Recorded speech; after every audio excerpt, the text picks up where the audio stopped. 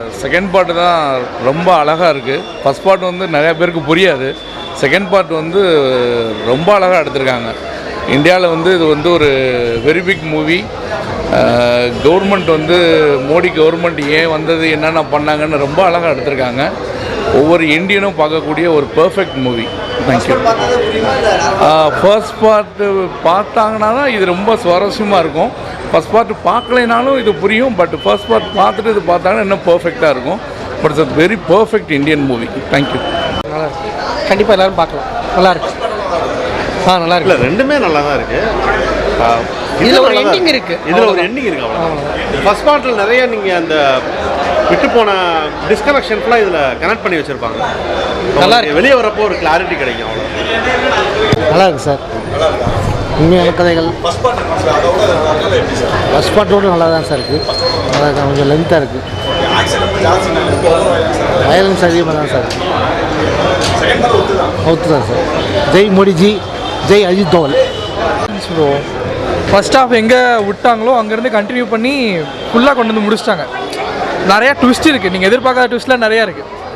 அந்த ட்விஸ்ட்டு நீங்கள் சீரியஸாக எக்ஸ்பெக்ட் பண்ணல. நிறையா ட்விஸ்ட் இருக்குது. நீங்கள் வந்து பாருங்கள், நல்லா தெரியும். ஃபஸ்ட் பார்ட் அளவுக்கு இல்லை, ஆனால் இது மாசாக இருக்குது. ஃபஸ்ட் ஹாஃப் அளவுக்குன்னு சொல்ல முடியாது, ஆனால் இதுவும் நல்லா இருக்குது. ரெண்டுமே மாசம், ஆனால் டியூரேஷன் தான் அதிகம். தமிழில் தான் பார்த்தோம், ஹிந்தியில் பார்க்கல. கிளைமேக்ஸ்லாம் வேறு மாதிரி இருந்துச்சு. வந்து நல்லா பார்க்கலாம். 4 மணி நேரம் போன டைமே தெரில. நல்லா என்ஜாய் பண்ணலாம் லீவுக்கு. நாட்டுப்பற்று தான் அப்படி சொல்ல வரல. இந்த பாருங்க, இன்னும் எக்ஸ்ட்ரா வரும். ஒரு ரியல் ஸ்டோரி மாதிரி இருந்துச்சு. நல்லா இருந்துச்சு. ரியல் ஸ்டோரி தான் இது. பட் நல்லா நடந்ததை சொல்லியிருக்காங்க. இதெல்லாம் அப்படி சொல்ல வரல. இது ஒரிஜினல் கதைனால சொல்லியிருக்காங்க. இது தெரிஞ்சுக்கணும் மக்கள் அப்படின்றக்காண்டி எடுத்திருக்காங்க போல. நல்லா இருந்துச்சு. மக்களுக்கு வந்து இந்திய உணர்வு வந்து ஊட்ட விட மாட்டீங்களா? அரசியலில் ஒரு அரசியல் படத்தை ப்ரொடியூஸ் பண்ணால் உடனே வந்து அப்படியே இப்படி சொடக்கு போட்ட டேத்தை வந்து ரிலீஸ் பண்ண கொண்டு வந்துடுறீங்களா? விஜய் படம் அது வேறு மாதிரி போச்சு. அரசியல் இருக்காரு, இவர் அரசியலில் இருக்காரு, நம்ம தமிழ்நாட்டில் இருக்காரா? இந்தியாவுக்கு போகிறாரு. அவர் படத்துக்கு டிலே பண்ணுறீங்க. சென்சார் 3 நாள் டிலே இருக்கேன். 3 நாளுக்கு வந்து அந்த படத்துக்கு வந்து நீங்கள் கவர்மெண்ட் இந்தியா சர்வாகவே வந்து மன்னிப்பு கேட்டு அவர் என்ன பண்ணுங்க, ஒரு அமௌண்ட் தரேன் அந்த படத்துக்கு. இன்னொரு படம் எடுக்கிற அளவுக்கு அவங்கள மோட்டிவேட் பண்ணணும். என்ன வந்து தமிழ் டப்பிங்காக இருந்தால் வெயிட்டிங்க. ஹிந்தி நான் வந்து சப்டைட்டில் பார்த்து புரிஞ்சுக்கலாம். என்ன தமிழ் உணவை பார்க்குறேன் எங்களுக்கு எப்படி இருக்குது? இன்னுமே இந்திய மக்கள் வந்து போய் இந்திய மக்கள் தமிழ்நாடு மக்கள் இதே மாதிரி போய் போராடி தேச தாண்டி வரணும். அதுக்கு தாங்க வெயிட்டிங்கில் இருக்கோம். நாங்கள் ஃபுல்லாமே நேதாஜி வெறியர்களே. நேதாஜின்னு எப்படி தேசத்துக்காண்டி போகிறோம்? எங்கே போய் ஹிட்லரே மேற்றிட்டு வந்தவர் அப்படி அப்போ எப்படி இருக்குண்ணே? தமிழ்நாடு கவர்மெண்ட் இதுக்கு போராட்டி இருக்கணும். முதல்ல 3 நாளுக்கு டிலே பண்ணிங்க. ஹிந்தியில் ரிலீஸ் பண்ணிட்டீங்க. தமிழ்நாட்டில் மதுரையில் சினிமாண்டாவில் மதுரை தான் முக்கியம். மதுரை ரிலீஸ் பண்ணி டிலே பண்ணீங்க. சென்னையில் பார்க்க முடியல. சென்னையிலும் பார்த்து ஹிந்தி மக்கள் போயிட்டாங்க. மதுரையில் பூரா நாங்கள் தமிழுக்காண்டி வாழ்ந்தவங்க. சங்கம் வளர்த்த தமிழ்நாடு. அதுக்கு லேட் பண்ணீங்க. நீங்கள் எங்கே வேணாலும் மதுரையில் நீங்கள் இறக்கிருக்கணும். அடுத்து பார்ட் சப்போஸ் வந்துச்சுன்னா அதுக்கெலாம் டிலே பண்ண விட மாட்டான். ஹிந்தியில் ரிலீஸ் ஆகணுமோ தமிழ் ரிலீஸ் பண்ணி ஆகணும். அப்படி தான் தலைவா. அதான் நாங்கள் கேள்விப்பட்ட என்ன சொன்னாங்க, நான் வந்து புக் பண்ணி கேன்சல் ஆச்சு, ஆட்டோமேட்டிக் கேன்சல் ஆயிடுச்சு. நான் எதுக்கு என்னன்னு கேட்டேன். அப்போ என்ன சொன்னாங்க, நியூஸ் மூலியமாக பார்த்தோம். ஏஜிஎஸ் சினிமா எல்லா பேரும் அந்த படத்தை ப்ரொடியூசரு இங்கே தமிழ்நாட்டில் இது லைசன்ஸ் எடுத்தாங்களா அவங்க எல்லா பேரும் சொன்னாங்க, இந்த மாதிரி டப்பிங்கும் மட்டும் சின்ன ப்ராப்ளம் இருக்குது அப்படின்னாங்க. சரி, தமிழ் டப்பிங் ஏதாவது ப்ராப்ளம் சொன்னோம். மறுநாள் ரிலீஸ் ஆகிட்டு வெயிட் பண்ணேன். திருப்பி புக் பண்ண என்ன ஆயிடுச்சு, இல்லை சென்சார் வந்து இந்த ப்ராப்ளமாக இருக்குது.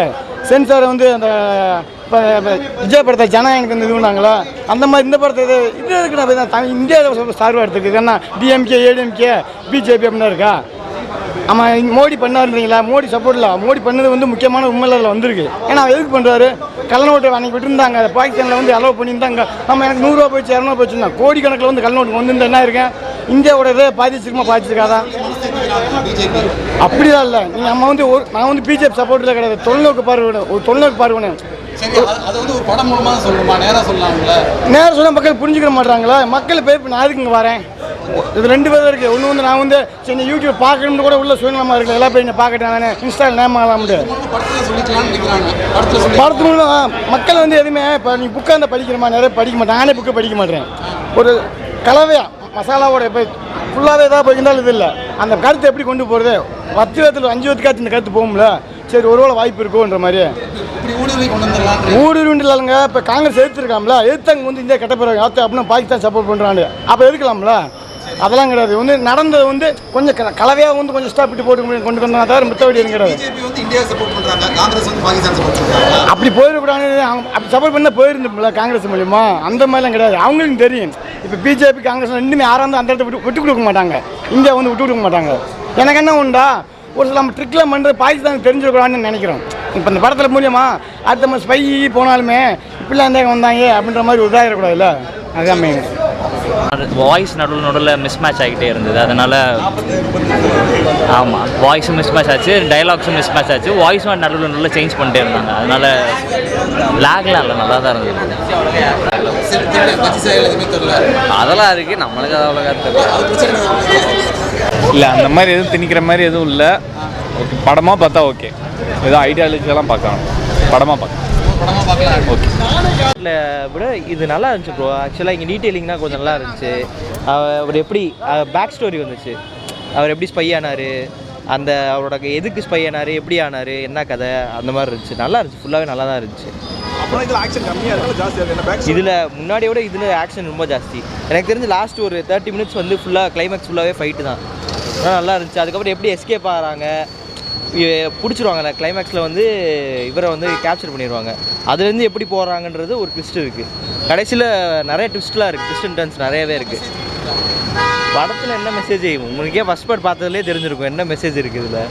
சும்மா வந்து ஒரு ஸ்பை வந்து இப்போ பாகிஸ்தான் வந்து நமக்கு எதிராக என்னென்ன பண்ணுறாங்க, பாகிஸ்தான்னு கிடையாது, அங்கே இருக்க இந்த லக்ஷர் இ தாய்பா, முகமது இதெல்லாம் வந்து இந்த டெரரிஸ்ட் ஆர்கனைசேஷன்ஸ்லாம் வந்துட்டு இந்தியாவுக்கு எதிராக என்ன பண்ணுறாங்க, அவங்களோட மென்டாலிட்டி எப்படி இருக்கும், ஏன் வந்து இந்தியன்ஸை வந்து இவங்க இவ்வளோ வெறுக்கிறாங்க அப்படின்ற மாதிரி மென்டாலிட்டி, அந்த டெரரிஸ்டோட மென்டாலிட்டி என்ன, இவங்கெல்லாம் எதுக்காண்டி இதெல்லாம் பண்ணுறாங்க, அந்த மாதிரி இருக்கும்.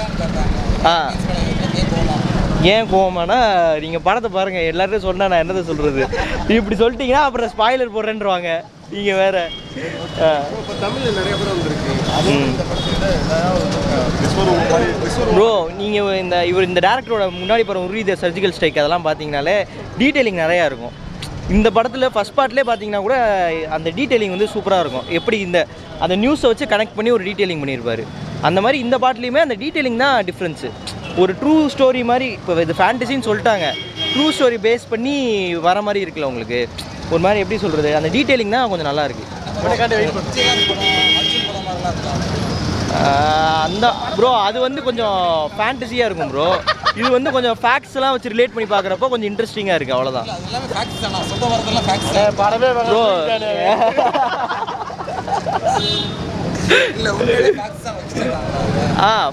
ப்ரோ எனக்கு தெரிஞ்சு நான் நியூஸ் பேப்பர்ஸ்லாம் கொஞ்சம் படிப்பேன். எனக்கு தெரிஞ்ச வரைக்கும் அந்த இந்த நியூஸும் ரிலேட் பண்ணி ஒன்று எடுத்திருக்காங்க. அது ஆனால் உண்மையாக என்னன்னு எனக்கு தெரியாது. அதில் கொஞ்சம் ப்ரோ கொஞ்சம் எப்படி சொல்கிறது, கொஞ்சம் வந்து கவர்மெண்ட்டை ரொம்ப பிஜேபி கவர்மெண்ட்டை ரொம்ப சப்போர்ட் பண்ணி எடுத்த படம் மாதிரி தான் தெரியுது. அதில் எப்படி சொல்கிறது, டிமானிட்டைசேஷன் பண்ண ரீசன் வந்து வேறு. அப்போ அவர் சொன்ன ரீசன், மோடி வந்து சொன்னது எல்லாருக்குமே தெரியும் என்ன ரீசன், அந்த ரீசனும் இந்த ரீசனும் கனெக்ட் பண்ணுற மாதிரி கொண்டு போயிருக்காங்க. ஆனால் வந்து எனக்கு வந்து அது வந்து கரெக்டாக இருக்கான்னு எனக்கு தெரியல, அவ்வளோதான். ஆனால் படமாக பார்த்தா நல்லா இருக்குது, அவ்வளோதான். இப்போ வேறு எப்படி சொல்கிறது, ஒரு மாதிரி ப்ரோ கொஞ்சம் கன்வின்சிங்காக இருக்குது, கொஞ்சம் வந்து அந்தளவுக்கு கன்வின்சிங்கெல்லாம் இல்லை. மொத்தம் இதெல்லாம் லேமன் யாருமே இப்போ நியூஸ்லாம் பெருசாக பார்க்காம லைக் வந்து இப்போது இது படத்தில் இப்போ மொபைலில் நீங்கள் சர்ச் பண்ணி பார்த்தீங்கன்னா இந்த படத்தில் நிறைய இது வந்து நியூஸில் ரிலேட் ஆகி வர்றதா கொடுத்துருக்காங்க. ஸோ நீங்கள் இப்படி பார்த்தீங்கன்னா வந்து அப்போது நம்புவாங்க, லேமன் பார்த்தாங்கன்னா நம்புவாங்க. வெறும் வந்து நியூஸ் கட்டிங்ஸ் மட்டும் பார்த்துட்டு வந்து இப்போ இதில் எஸ்பி அஸ்லாம் போட்டிருக்காங்க. எஸ்பி அஸ்லாம் வந்து எப்படி செத்தாருன்னு சொல்லி இருக்குது. இப்போ நீங்கள் கூகுள் அடித்து பார்த்தீங்கன்னா எஸ்பி அஸ்லாம் எப்படி செத்துருப்பாருன்னு பார்த்தீங்கன்னா இதில் காட்டுற அதே சீன் தான் அதில் வரும். ஸோ இப்போ லேமன் வந்து என்ன பண்ணுவாங்க, இப்போ யாருமே பெருசாக நியூஸ் பார்த்துருக்க மாட்டாங்க, டக்குன்னு அடித்து பார்த்தாங்கன்னா இது ஒருவேளை உண்மையா அப்படின்னு சொல்லி நம்ப சான்சஸ் நிறையா இருக்குது. பொறுத்த வரைக்கும் காங்கிரஸுக்கும் பிஜேபி அந்த ஆர்மி விஷயத்தில் எடுத்த ஸ்டாண்டுக்கு பிஜேபி வந்து கொஞ்சம் நல்லாவே தான் ஆர்மி மேட்டர்ஸில் கொஞ்சம் ஸ்டாண்ட்ஸ் அவங்க எடுத்திருக்க ஸ்டாண்ட்ஸு ரொம்ப ஸ்ட்ராங்காகவும் இருந்திருக்கு இவ்வளோ நாளாக. அதுவும் இல்லாமல் நல்லாவும் இருந்திருக்கு. அவங்க வந்து எப்படி சொல்கிறது, அந்த இந்தியன் ஆர்மி கொடுக்குற ஃப்ரீடம் இருக்குல்ல ப்ரோ. அப்படி பார்த்தானா நான் என்ன சொல்கிறேன்னா வந்துட்டு இந்த எப்படி சொல்கிற ஸ்ட்ராங் ஸ்டாண்ட்ஸ் எடுப்பாங்கள்ல, நான் அதை வச்சு சொல்கிறேன். எனக்கும் தெரியும், பட் ஆனால் வந்து ஓரளவுக்கு முன்னாடி நம்ம இப்போ முன்னாடி பார்த்திங்கன்னா இந்த வார்ஸ்லாம் இருக்குல்ல, சைனா இந்தோ சைனா வார், இந்தியா பாகிஸ்தான் வார், இதுக்கு முன்னாடி 1971, 1965 இந்திரா காந்தி இருந்த ப்ரோ. இப்படி கேட்டிங்கன்னா என்ன ப்ரோ, ஆக்சுவலாக அப்போ இருந்ததை விட இப்போ வந்து கொஞ்சம் பார்டர் சைடு நீங்கள் இப்போ பார்த்தீங்கன்னா விஜிலண்ட் அப்படி பார்த்தீங்கன்னா வைப்ரண்ட் வில்லேஜ் ப்ரோக்ராம்னு ஒன்று இருக்குது இல்லை. சரி ப்ரோ, இப்போது இதில் இப்போ பார்டர் ஏரியாஸில் வைப்ரண்ட் வில்லேஜ் ப்ரோக்ராம்னு ஒன்று இருக்குது. இப்போ நீங்கள் அதில் பார்த்தீங்கன்னா பார்டர் சைடில் இருக்கிற இன்ஃப்ராஸ்ட்ரக்சர் எல்லாமே டெவலப் பண்ணிகிட்டு இருக்காங்க. ஒவ்வொரு அதுதான் கரெக்ட் பண்ணல. அதுக்கு மியான்மரில் பண்ணுறாங்க ஃபென்சிங், அதுவும் பார்த்தீங்களா? பார்த்துட்டேன். ஆமாம், இப்போ வந்துட்டு ஜனநாயகன் வந்துட்டு வரக்கூடாதுன்னு சொல்லிட்டு படம் பண்ணியிருக்காங்க. இப்போ வந்து படம் வந்து என்ன கதை ஏது கதைன்னு யாருக்குமே தெரியாது, அதை மட்டும் தடை பண்ணி வச்சுருக்காங்க. இப்போ வந்து இதை பார்த்தீங்கன்னா என்டிஏ கூட்டணியில் வந்து பிஜேபி அதை மட்டும் தான் ஃபுல்லாக படம் இருக்குது. அதை மட்டும் எப்படி இவங்க வெளியே விட்டாங்கன்னு எனக்கு தெரியவே இல்லை. இதெல்லாம் வந்துட்டு அவங்களுக்கு சென்சாருக்கு கண்ணு தெரியாதா என்னன்னு எனக்கு தெரியல. ஏன் தளபதி படத்தை மட்டும் வந்து இப்படி முடக்கிறாங்க? அதெல்லாம் வந்துட்டு சென்சார் பண்ண மாட்டாங்களா? இது மட்டும் போடுறாங்க, அதில் சின்ன சின்ன ஏதாச்சும் ஒன்று இருக்கும், அதை மட்டும் பெருசாக பேசுகிறாங்க. விஜய் படத்தில் மட்டும் வந்துட்டா இந்த படத்தில் வந்துட்டு தேசத்துக்காக எடுக்கிறாங்க. இப்போ மோடி வந்து நான் பேசலாம், பட ரீதியாக பேசுகிறேன். ராவண மவண்டான்லாம் எடுத்துருக்காரு, அந்த தேசத்துக்கு அகேன்ஸ்டில் ராமரத்தனை கொண்டாடணும், ராவணனை கொண்டாடலாமா? அதை நீங்கள் வந்துட்டு அப்படி எடுக்காமல் படத்துக்காக ஜாலியாக எடுத்துகிட்டு போங்க, அவ்வளோதான் நான் சொல்கிறேன். இப்போ நாங்கள் கேட்குறதும் ஜனநாயகம் படமாக தான் எங்களுக்கு வேணும், அதுதான் நான் கேட்குறேன். எனக்கு வந்து அரசியல் அந்த இது மாதிரி தவிர்த்துட்டு படமாக எங்களுக்கு கொடுங்க. இப்போ அரசியல் வந்துட்டு விஜய் தடுக்கிறீங்கன்னா அப்புறம் ஏன் மோடி படம் மட்டும் வருது நான் கேட்குறேன். இப்போ இது தடுக்கிறது யார்? பிஜேபி தடுக்கிறாங்களா, டிஎம்கே தடுக்கிறாங்க? ரெண்டு பேருமே தான். எனக்கு உங்களுக்கு வந்து பிஜேபி தடுக்கிறாங்க, டிஎம்கே தடுக்கிறாங்க. எங்கள் ஆளே சொல்லியிருக்காரு இவங்க ரெண்டு பேரும் வந்து கள்ள கூட்டணியில் இருக்காங்க அப்படின்னு இருக்காரு. அதனால அவங்க ரெண்டு பேருமே தடுக்கிறாங்க நான் நினைக்கிறேன். ரெண்டு பேரும் தடுக்கிறாங்க நினைக்கிறீங்க? பயமாக தான் இருக்கும். இப்போ விஜய் அந்த படம் வந்துருச்சுன்னா இன்னும் கொஞ்சம் மவுஸ் கூடிரும். படத்துலேயும் கொஞ்சம் அரசியல் அரசியல் பற்றி நிறையா பேசியிருக்காங்கன்னு சொல்கிறாரு. அப்போ வந்துச்சுன்னா விஜய் படம் நிறையா பேர் வந்து பார்ப்பாங்க. ஸோ அவங்க பார்க்குறவங்க ஃபுல்லாக விஜய்க்கு இன்னும் ஓட்டாக மாறும் அப்படின்றதுக்காக தடுத்து வச்சுருக்காங்க. ஜனநாயகம் வச்சு தான் ஓட்டு போடுவான்னு நினைக்கிறீங்களா விஜய்? இல்லை, அது மட்டும் சொல்லலை. இப்போ வந்துருச்சுன்னா கொஞ்சம் 50-50 இருக்கவங்களும் மாறிடுவாங்க விஜய்க்குன்னு அப்படின்னு நான் நினைக்கிறேன். அதனால தான் தடுத்து நிப்பாட்டியிருக்காங்க. இல்லைன்னா அந்த படத்தை தடுக்கிறதுக்கு வேறு எதுவுமே இல்லையே. இப்போ சூழ்நிலைக்கு என்ன நினைக்கிறீங்க? ஜெயிக்க வாய்ப்பு இருக்கா காவி? கண்டிப்பாக வாய்ப்பு இருக்குது, ஜெயிக்கிறதுக்கு வாய்ப்பு இருக்குது. ஏன்னா இப்போ வந்து ஸ்டாலின் வந்துட்டு எப்படி வந்தாருன்னா ஜெயலலிதா இல்லை, அதனால் அந்த கட்சியும் வந்து பாதியாக உடஞ்சிருக்கு அப்படின்னால தான் ஸ்டாலினுக்கு ஓட்டு போட்டது 2021. இப்போ 2026 வந்துட்டு விஜய்க்கு தான் ஓட்டு போடுவாங்க நம்புகிறேன். ஏன்னா அந்த கட்சியும் பெருசாக எதுவும் இல்லை. ஸ்டாலினுக்கும் இப்போ முக்கால்வாசி பேர் யாரும் ஓட்டு போட மாட்டாங்க. மாற்றம் வேணுன்றனால விஜய்க்கு தான் போடுவாங்க. ஆமாம், அப்படி தான் இருக்குது. படத்தை பார்க்க வருவாங்க. யாருக்குமே வந்து அப்பெல்லாம் ஓட்டு போட மாட்டாங்க. யாருக்கு ஓட்டு போடுவா? இல்லையா, படம் பார்க்குறவங்களாம் ஓட்டு போடுவாங்க. ஜெய் மோடின்ட்டு போகிறாங்க. யாராச்சும் பிஜேபிக்காரங்க ஜெய் மோடின்னு போவாங்க. இப்போ எங்களை வந்து கேட்குறீங்கன்னா நாங்களும் படம் பார்த்துருக்கோம், நாங்கள் விஜய்க்கு தான் போடுவானா? கட்சிக்காரங்க ஓகே, பட் ஒரு பாமர மக்கள் பார்த்துட்டு மோடி இவ்வளோ நல்லது பண்ணியிருக்காரு நாட்டுக்காக இவ்வளோ நல்ல விஷயங்கள் பண்ணியிருக்காங்க. அப்படி அவர் வந்து அப்போ அவர் வந்து முஸ்லீமை வந்து பக்கத்தில் வச்சுக்குவாரா? அதான் நான் கேட்குறேன். அதான் அந்த மாதிரி மக்கள் வந்து மாற்றி ஓட்டு போட வாய்ப்பு இருக்குல்ல? அப்படி ஓட்டு போட வாய்ப்பு இல்லை.